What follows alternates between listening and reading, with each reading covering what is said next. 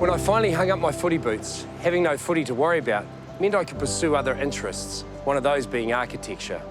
Now, I've been involved in a number of residential projects and smaller commercial builds, so I've come across a number of architects in my time. And let me tell you, from my experience, the very best architects are passionate, they're articulate, they're visionary, and perhaps most importantly, not short of an opinion or two.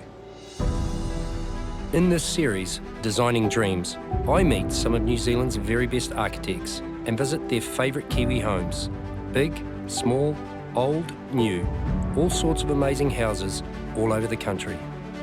Along the way, we'll talk about the big housing issues like affordability and sustainability and what the future of the New Zealand house just might be. Plus, I'm always on the lookout for ideas and inspiration for my own projects. So I get the feeling we're going to learn plenty, we'll enjoy ourselves, and we'll get the inside word on what it takes to design dreams.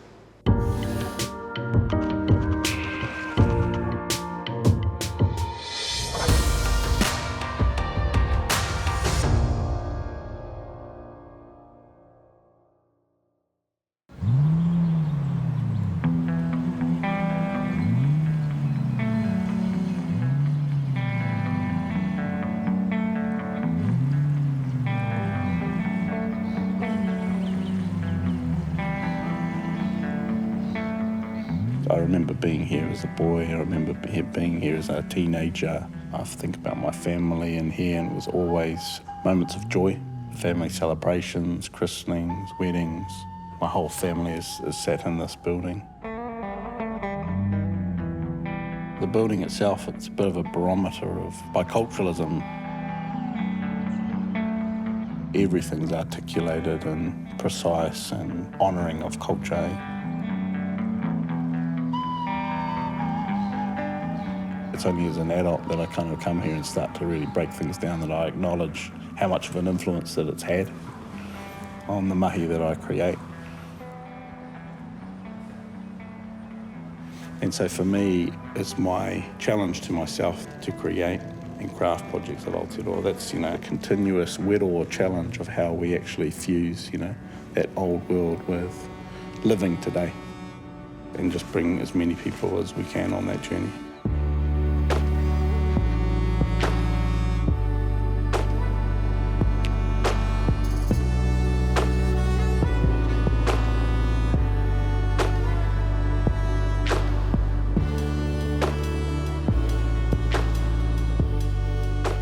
Nick Dalton was pretty much born with a pencil in his hand. His father worked as an architectural designer in Rotorua, and Nick loved going to the office with his dad. He was designing houses in his mid-teens, went to architectural school in Auckland, and established his own practice, Tour Architects, in 2011. The mission, as Nick says, is crafting projects of Aotearoa. But what does that actually mean?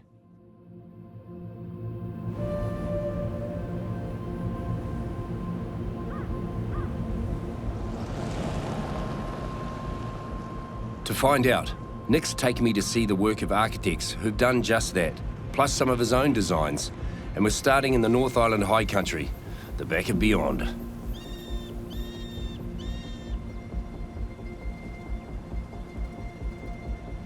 So Nick, where are we off to? So Ngamatea Station, pretty massive property in central North Island, and the main homestead was done by one of my absolute idols, John Scott. Probably one of the top Maori architects. Yeah, can't wait to show you. Excellent.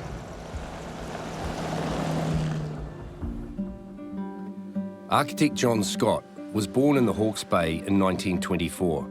He studied architecture in Auckland, but moved back to the Bay to live and work. Houses, schools, churches, all sorts. He was a very busy man, and a lot of his projects, like his famous Fortuna Chapel in Wellington, show he was very much a pioneer of bicultural architecture. He's so embedded in the architecture of Aotearoa. It's English and Te Arawa, so he really celebrated those two things. He's one of the first to have created bicultural architecture with his Fortuna Chapel. All of his churches were the celebration of Māori, his faith, and of the Pacific. He just gave himself to architecture. It was very common for John's buildings to be humble icons.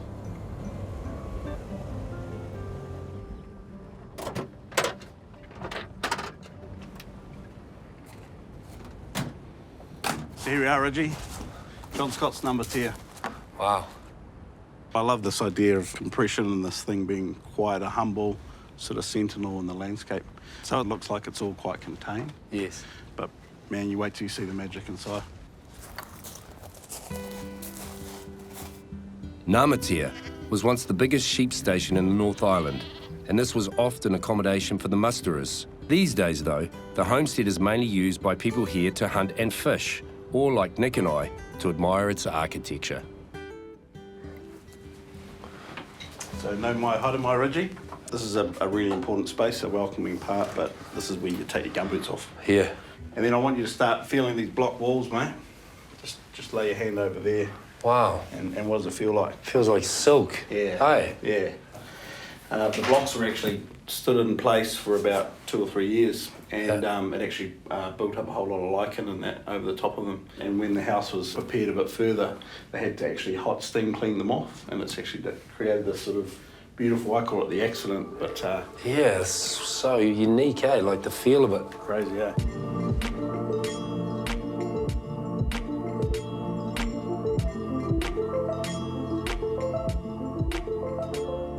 So here is the informal dining space, and check out this built-in furniture. Yeah, I was just going to say, isn't that amazing? Beautiful, eh? That's like built right in, like perfect.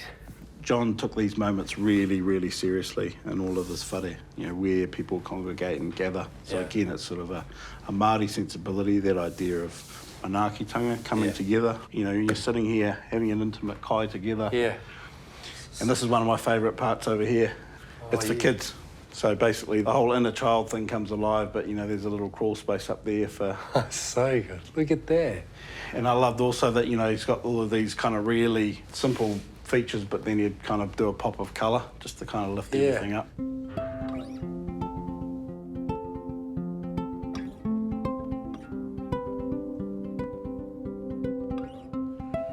Wow, what a cool room. So this is sitting around the campfire.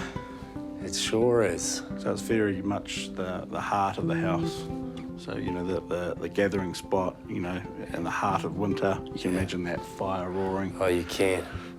And then you've actually got this mezzanine space just straight above that, which was always designed as a marae-style sleeping. So I know when they have hunting parties, they still have 20 or 30 people sleeping here. And they all bunk down up there. Oh, that's me. It doesn't feel like much has changed in the 40 years since Ngamatea was built. And that's probably a credit to John Scott's determination to get every detail perfect. From little things like the custom lampshades to bigger elements, like how each area transitions into another. There is something to admire around every corner. You've got this idea of you're walking from the darkness into the light with the marama, so, you know, into this enlightenment. Yeah. Which, you know, check out that view. Wow. Hey, that is incredible. And like, he's thought of everything, eh? So like, look at that. Like, what the? Big proper ventilation, you know. Like, yeah, if you could feel this, the rush of air coming through here, because it'd get quite hot up here with, you know, 120 people sleeping up here. And that's just like the best air conditioning you can have, right?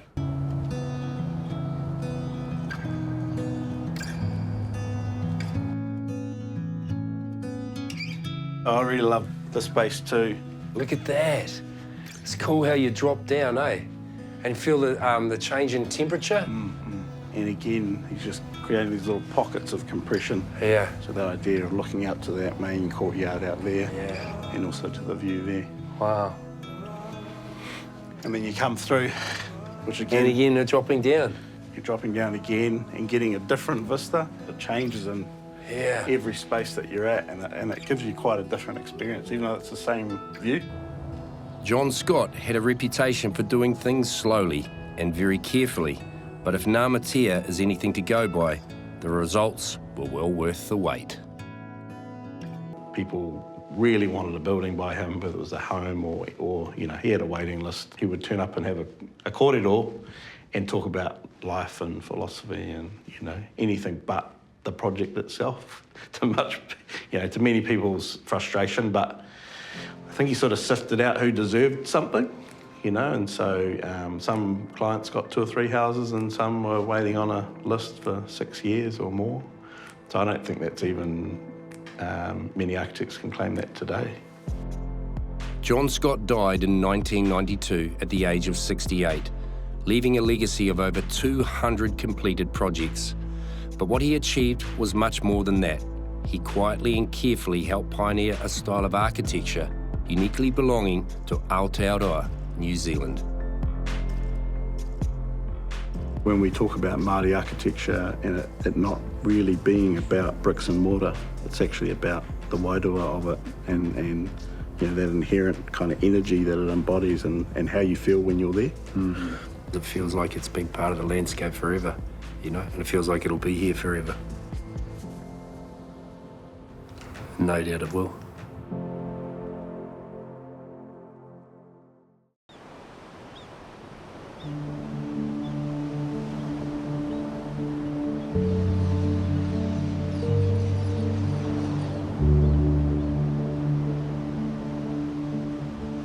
There's a famous Māori whakatauki, or proverb, kia whakatoa muri te haere whakamua, meaning, I walk backwards into the future with my eyes fixed on the past. For Nick Dalton, whakapapa, genealogy and tikanga, traditions and protocols have been the cornerstones of his work right from the start. Here we are at the Leach House, or Leach Whare. This is a very important building to Toa Architects, the company that I founded 10 years ago. This project was the first major commission for the practice, and just having those clients, Claire and Simon, actually believe in me as a young architect aspiring to create things in Aotearoa was a really big deal, still is to this day. And it's almost like seeing a relative again after a long time. Many aspects of this whare that I'm really proud of and look forward to showing you. I remember being on that site when it was just covered in bush and standing there and looking out to Muriwai and just going, man, this is an absolute blessing to be chosen to do this for this family, you know.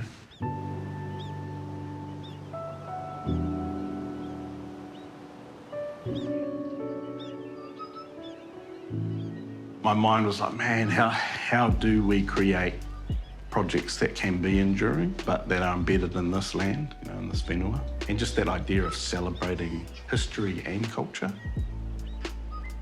I was destined to do this. Whether it worked or not was another question, but I was compelled, I needed to do it.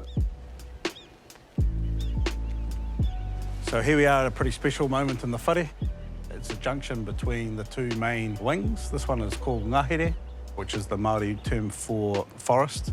That's where all the private spaces for the whānau are. We wanted it very much to evoke this idea of nature and elevation. So this actually references, branches or trees, and then we had a third-generation rope maker come in and install these lashings. And that refers back to the idea of Pacific architecture and Māori architecture, how things are sort of held together or stitched. So, yeah, really, really proud of this moment of this whare. And this wing here is called Zealand, and that is more of the public spaces of the whare, kitchen, dining, living, and that's very much about the reference to the moana or the view out there overlooking Muriwai, and it's also an acknowledgement of Abel Tasman. And what was really important in the design process is, there were all these existing native trees, and so particularly the Nico. And when we started the project, there was 113 Nico on site, and we only moved about 3 of them. This one literally comes through the deck, and we've got a number of others that are almost kissing the house as well. Making the most of the sweeping view along the Muriwai coastline was of course a top design priority, but Nick was also keen to acknowledge what looking out at that view would have meant in the past. This is a pretty special moment of the whare. The whole idea of these is we always reference pātu wata wata, all those palisades. And again, that's just reinforced that idea of, this ancient lookout. So once upon a time, Māori were looking, seeing what was coming on the horizon and keeping their whare safe.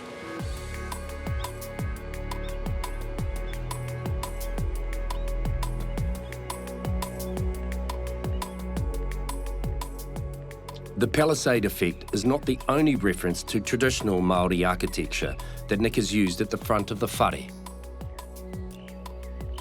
There was a couple of really driving moments for this. One is the asymmetrical whare-shaped front. That was really important. And then the second piece is actually making sure that you can see this view. And so we've purposely put this free glass, and the whole idea is there's no horizontal line. So when you're sitting on the couch, you've got that unobstructed view out to the moana there. Looking back this way, another key moment, so really accentuating that asymmetrical peak, and then these series of trusses. It's referencing the whole pioneer kind of era. These are all macrokapa structure, and the actual ceiling lining itself, or sarking, is grown in tauranga. That's Japanese cedar. And if we look to the left here, this is this larger than normal opening, and that's very much about connecting the interior space with te taiao, the space outside, and nature, and referencing this idea of being able to look up and see Ranganui, the Sky Father. The private family spaces in the Ngāhere, or forest wing, are appropriately quiet, restful and rejuvenating. No surprise the original owners still love living here and are still pleased they chose a very keen young man as their architect. We just felt that Nick was the best fit for us, and really loved his passion and his drive, and he, as you said, he really wanted it, didn't he? He was really keen. He really wanted it. For him, it was as much about the trees and the land as it was about the ocean and the sea view, and that challenged us, but it kind of made a lot of sense as well, didn't it? Despite trying to be open-minded, you do have preconceptions, Yeah. And then he really challenged that in a good way. Yeah. He sold not just the design, but the concept. We really felt like he really got us, Yeah. In Aotearoa, we're starting to get into that point of learning about ourselves and our history, good and bad. It's just who we are, and so being able to celebrate that in the built form is really important to me.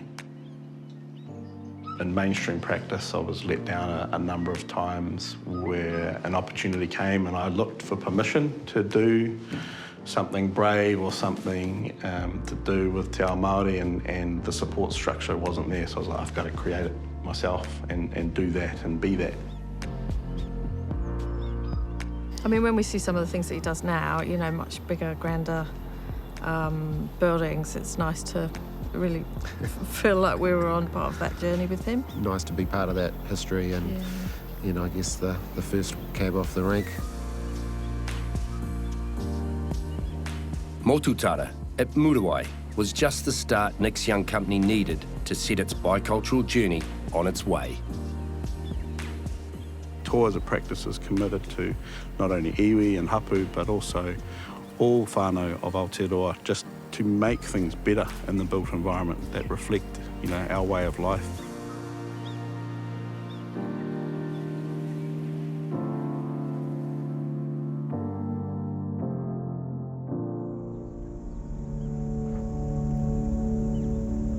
I'm on my way to Nick Dalton's second choice of his 3 favourite houses in Aotearoa.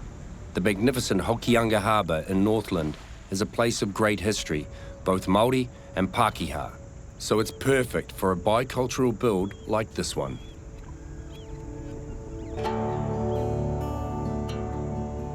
This powerful house on a dramatic ridgeline is the work of Rewi Thompson, a man who believed in connecting people to the land, a man who believed the land could be improved by good architecture, and that, in turn, could improve the wairua, the spirit of the people. Rewi sadly passed away in 2016, leaving a rich legacy for Māori and Pākehā alike. Rewi was also a professor at Auckland University and that's where he met and mentored a young Nick Dalton.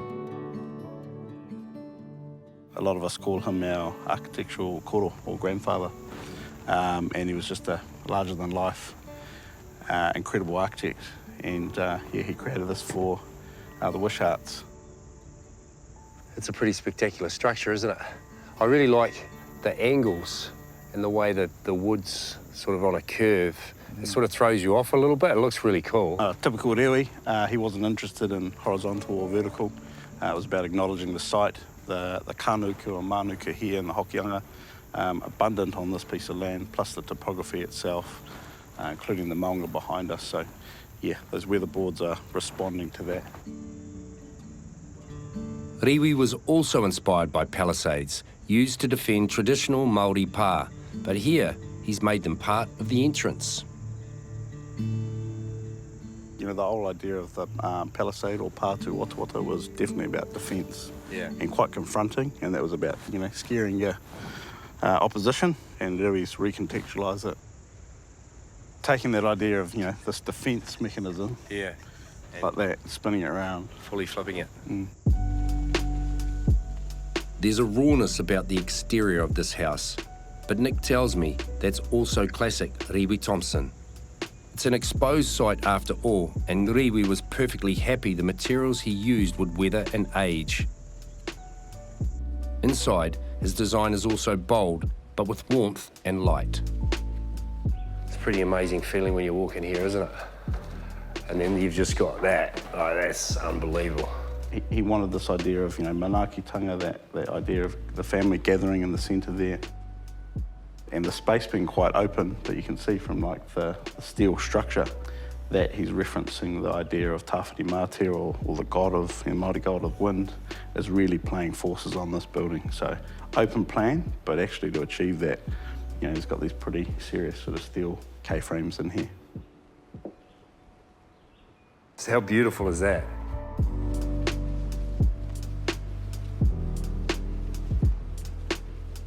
Certainly doesn't get much better than that, does it? It's just unbelievable. And so peaceful. What I do like is how he's mastered the idea of the experience of each space. So this one's about looking to the outside, and this one just next door is about being more intimate.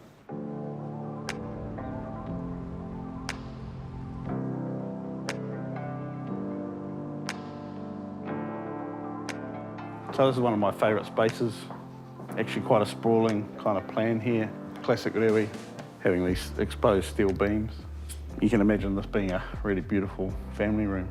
The thing that stands out for me is that you've got a beautiful view out there, but we don't have the view there anymore. All we've got is a few paintings and a wall.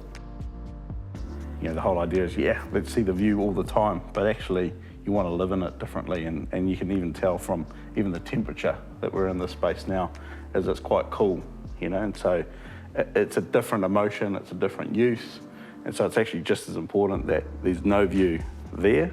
This space is very much being about being together and being inside and having a corridor. Should we sit down and just see how we feel about things? Oh, it has got a different feel now that you sit down, doesn't it? Exactly. Yeah.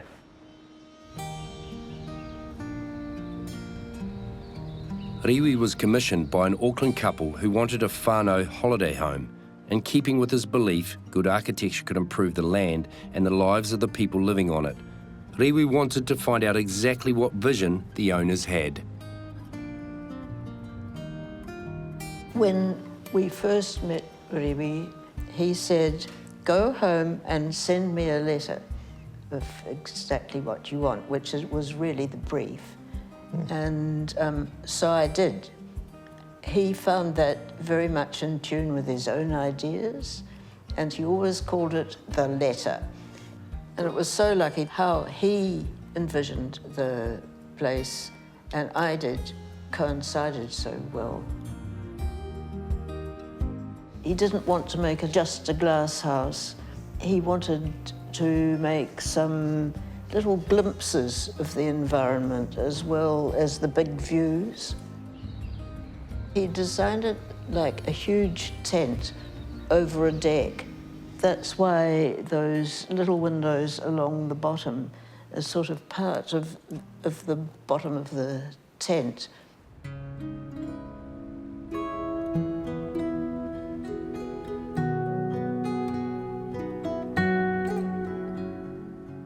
His relaxed, understated manner belied the fact that Rewi was a hugely respected architect at home and abroad.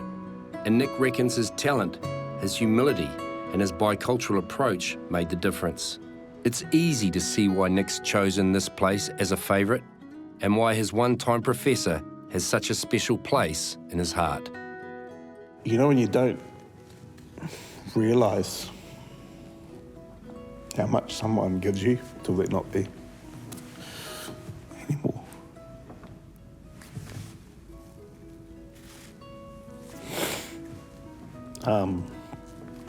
He just gave, eh?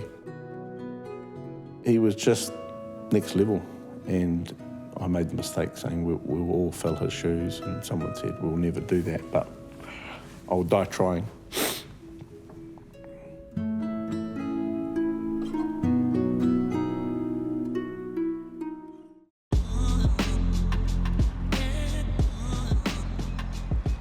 Nick Dalton's taken me on a journey to see his favourite New Zealand houses, and we've come to Whakatane to visit a house of learning and a vibrant example of modern Māori architecture.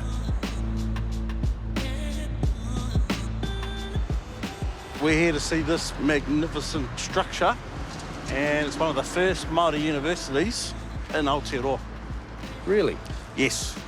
What I love about it is there's all these traditional aspects. This one's actually a modern interpretation of a historic gateway, which is called a waharoa.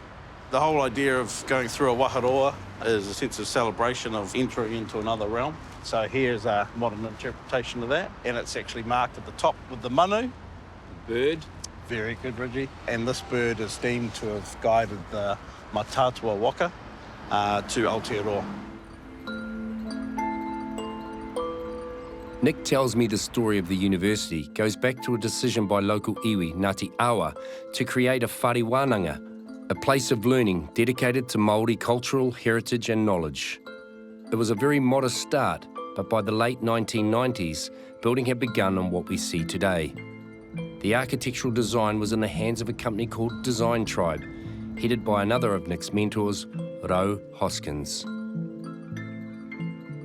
Ro Hoskins is a really big deal. He's been a constant flame for us because it's quite tough, you know,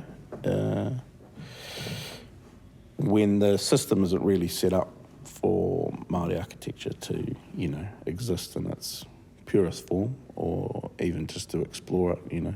It's all billable hours, and where does mana fit in that, you know, in that equation? So for Ro to be in his presence is a really big deal, and he's such an advocate for Māori outcomes, but also rangatahi Māori and us succeeding.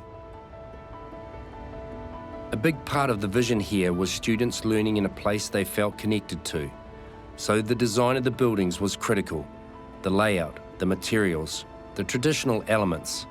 This is Māori architecture Nick respects a great deal and seeks to emulate in his company's own work. What's been created there is just absolutely mind-blowing, eh? Just coming around the corner and seeing that courtyard and the majesty of it is hugely inspiring, because that is the idea with toa, to create projects that make a difference to many people's lives, and I think that that's what that complex does. One of the Design Tribe architects on the project with Ro Hoskins was Paul Addison. We were briefed by the local iwi and the wānanga here, and they wanted something which reflected Ngāti Awa identity. So we've tried to incorporate all their different narratives into the design of the building. If you look up at the roof there, you'll see that it's representing a waka. Then you've got the koru cut out in the front there, so that's talking about celestial knowledge and navigation. Just to sort of see that level of design not only a tertiary education facility, but a really high-end piece of architecture. Yes. But to be quite overtly Māori was quite, as a Māori architect, that was really inspiring. It's certainly a special entrance, isn't it? Oh, absolutely. One of the desires, even though it's in Ngāti Awa territory, is that it actually has a connection to every iwi and rohe in Aotearoa. So all of the students have different whakapapa. Like me, for example, I might affiliate with 5 or 6 different tribes. That's not unusual. I will find 5 or 6 links that honour each one of those ancestral links. So that's really important, for Māori, that they feel welcome, and even if they're not from that whenua, their ancestors there and acknowledging them and watching over them, let the youth know that they are being looked after and nurtured. The Wānanga delivers programs from foundation studies right through to doctorates, and with its kaupapa, its ethos, firmly grounded in Māori tradition and language, and with an architectural design to match, the past is respected and the future looks bright.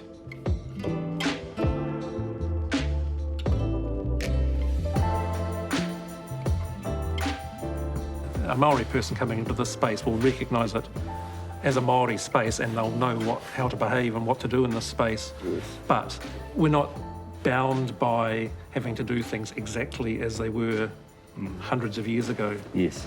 So you keep those important elements, remember our tupuna, our ancestors, but we interpret it in a modern way and a way that fits with the way that people live today.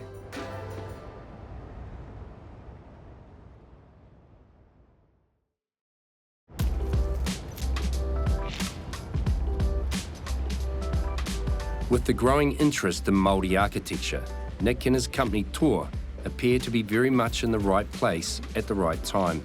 But it's a place they've put themselves in thanks to their mahi, their hard work and talent, and also something inherent in the name Tour, bravery.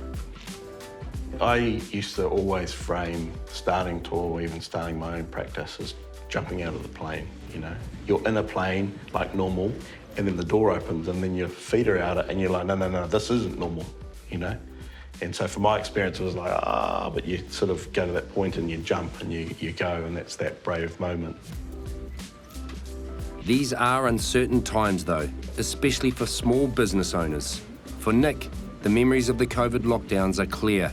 However, they also gave him space to clarify his vision for Tour's future.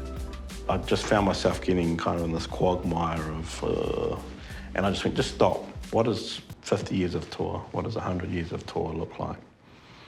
And I just reframed that whole piece of like, what do we want to do and where do we want to be? Like the wānanga in Whakatane is creating a place where you might influence thousands of people. That's sort of what Tour is destined to be and where it's going. A very strong indication of where Tour is going is here in Tauranga, where one of its residential projects has attracted a lot of attention.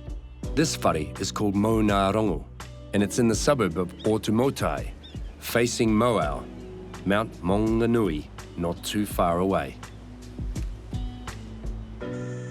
Maungarongo, it's very much a living piece of architecture. Just like with all Māori architecture, the whole idea is that we embody ancestors and tikanga in the design. So, for example, when a welcoming or pōwhiri happens, it starts at the back of the house and comes around the front, and you land at sort of what effectively becomes a type of ātea, which is the space in front of a marae. And so we have this po here, which is a vertical element. So that's a statement to the landscape. The iwi are here, that hapu are here, that whānau are here. There's a real favourite moment here of mine where the bottom of this window is curved. The client, that sort of takes me back to the first meeting when I mentioned that Toa, the name of our company, is Māori for strength and bravery. And I asked them the question, how brave do you want to be? And the answer was a 6 out of 10, which I sort of commented, that's not very brave.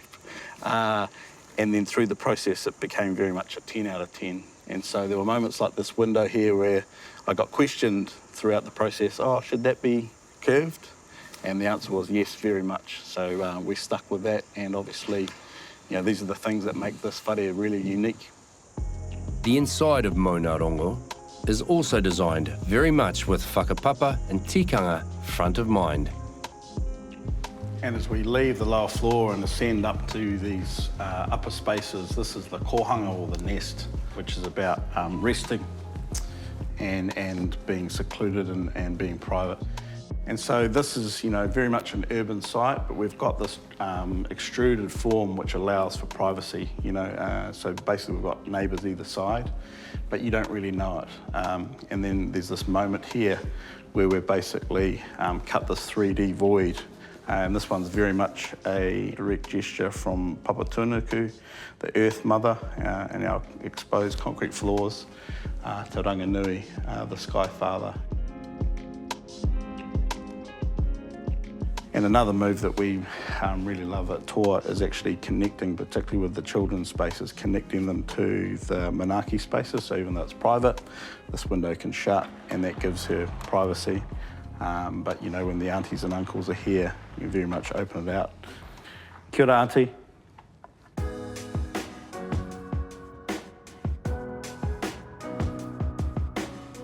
This is a gallery of sorts where basically we've got this Te Ara Potama, the staircase to enlightenment, and that was very much a labour of love by the craftsmen builders that built this whare. And you know, we really love how tactile it is. You want to touch it and you're encouraged to. And then on this side, we've got spaces for the family's taonga. And so in this case, it's actually a taiaha which was carved by the karawa of the client. And the final and most striking gesture of this whare is e koro e mawao. So the shape actually pays homage to what is known as Mount Maunganui, but in ancient times it was the koro, the ancestor of the tribes of Tauranga Moana.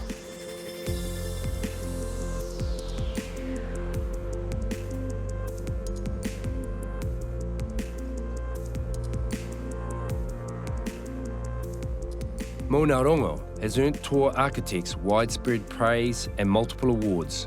It's also given its owners, Shad and Leanne Rolliston, a whare very much from Aotearoa, a beautiful home for their whānau and a fitting reward for being brave. All the awards and that aside, and even the flashy photos and all that, the rewards for me are when I take anyone there now, Shad, he's just so proud and he's on his tūranga waiwai. And it's just to witness that, you know, it's like, it makes it all worth it. I'm so proud of that whare, I'm so proud of it.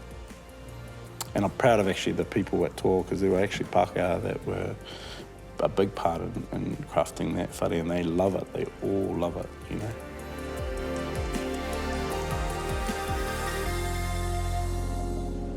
Normally, the appearance of a black fin on Waiheke Island is immediately followed by a stampede out of the water.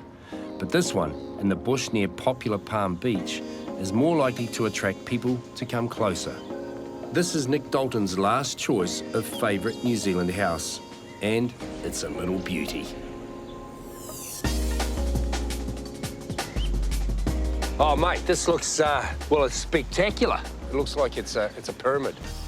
This is the tent house, mate. It's the tent house by Chris Tate, one of my best mates. Yes? Yeah, this is kind of the clubhouse for the boys. Ah, that's why you're bringing me here. A clubhouse for the boys. Wow, it's a really unique structure, isn't it? You know, we talk about Toa, my company, being about bravery. To me, this is actually one of the bravest houses in the country, just because who does this? Yes. It's not big, but actually, you know, you think about it, it's pure in its form, and people either love it or don't. And for me, that's what top design is about. It kind of challenges your thinking. Yes. And what I love about it, Nick, is that it's not perfect. It's sort of like, yeah, it's very good. It is actually an asymmetric A-frame. Yes. So all the standard Scandinavians are kind of really symmetrical. Yes. This is asymmetric. Yeah. And he spent a lot of time developing that. You know, it looks like it's actually quite simple, but to do really simple, brave stuff takes a lot of work. Yeah, 100%. The spiral staircase is the centrepiece, and everything else is tucked out of sight. There's nothing to compromise this simple, batch at the beach vibe. Just sharp lines, angles, shadows and shapes.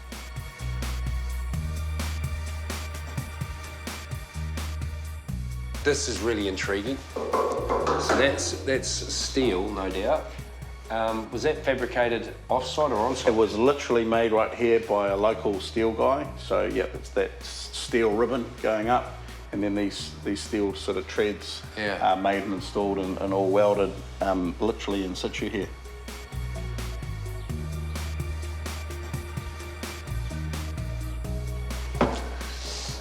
Okay. Again, really, really simple. Night time, all the native bush is lit up, and you've got this arrow slot window over here. It challenges the conventions of what a house is, eh?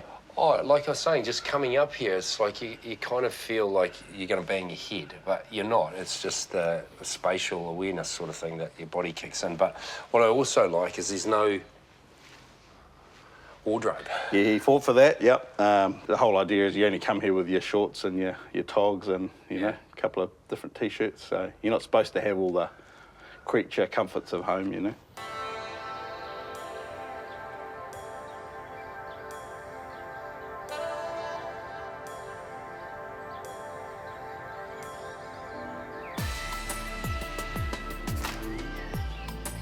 This has been quite a journey with Nick, one I'm sure will take a while to sink in.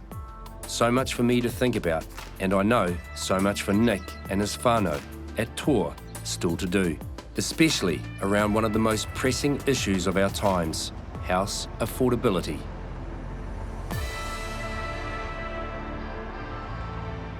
We've got more people to help, because there's, one flash whare doesn't help, you know, all of our people that are struggling, so I'm constantly reminded that I just need to do more. We're working with iwi all over the country, so we've already delivered one social housing development in Rotorua in Auckland, and super proud of it. And with the modular program, we have developed our own line of Māori modular housing. So that's about a training program for rangatahi to get them to be trained assemblers, because we're short of builders. Yeah. Basically build whare on their own whenua or land. We've purposely gone into that social and modular area to make a difference in there. And 100% it's about design quality.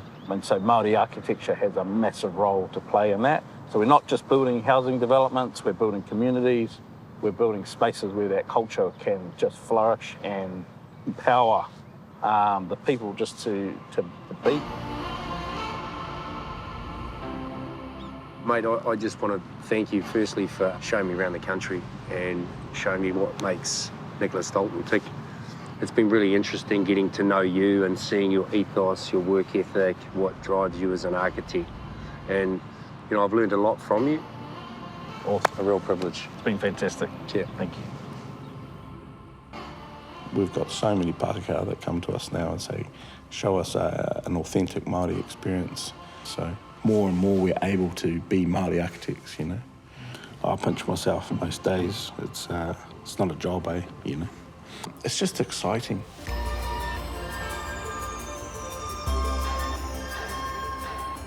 I'm really passionate and hopeful about the future, because I think the more tikanga that can come into everyday life for everyone, the better society will be.